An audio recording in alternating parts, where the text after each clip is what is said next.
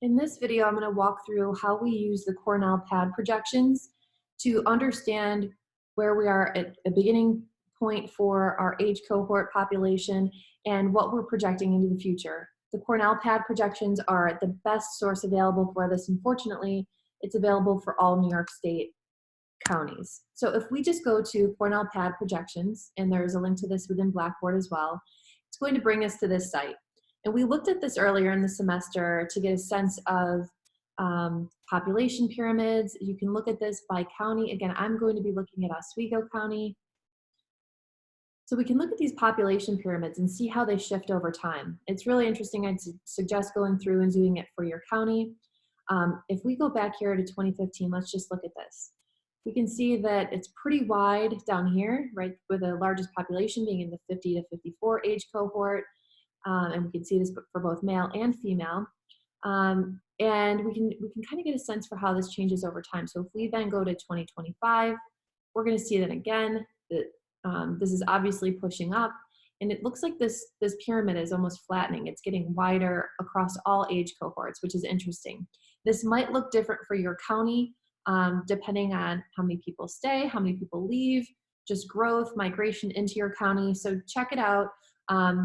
We're going to be using this again for our final course project. So because the specific years that we're using for our final course project may not correspond to these round numbers that they give us for this level of analysis, the best thing we can do is go down here in the lower left-hand corner of the screen, export projection data set for this area.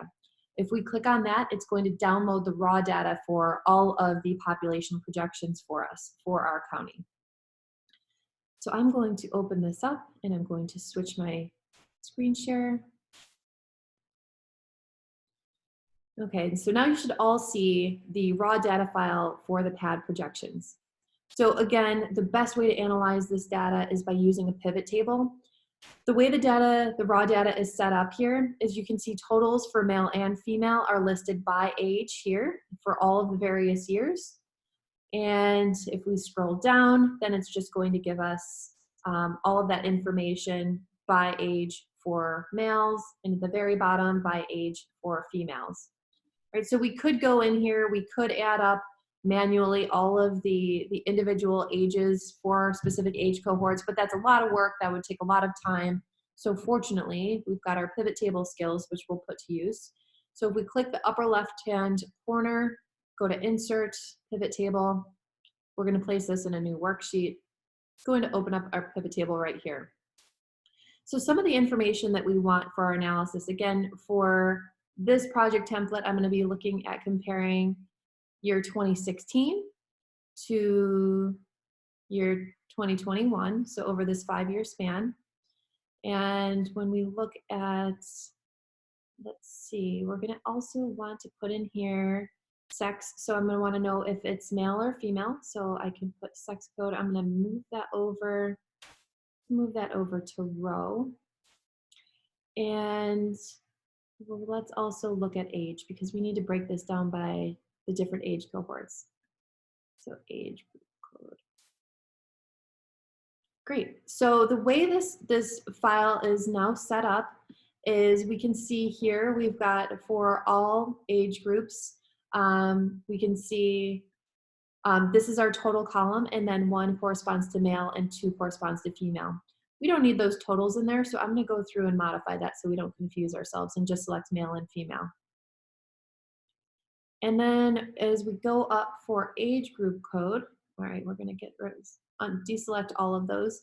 So if we want to look at, again, let's say our 15 to 19 age cohort, we can see that at Oswego County, this is what's happening with that age cohort. We can see over a 5-year span that for both males and females, we are seeing a reduction in that age cohort. So again, you'll go through and using your project template, use this information from the Cornell PAD projections to input this information into that first population sheet within your project template.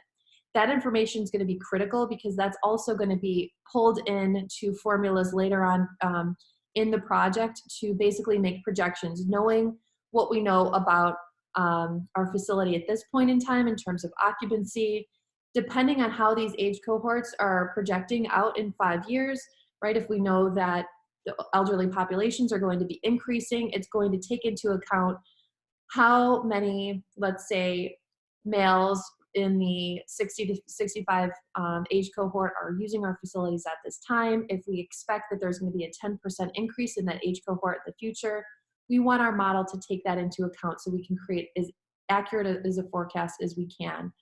So again, getting these population numbers right is very critical to making sure that our forecast is correct later down the road.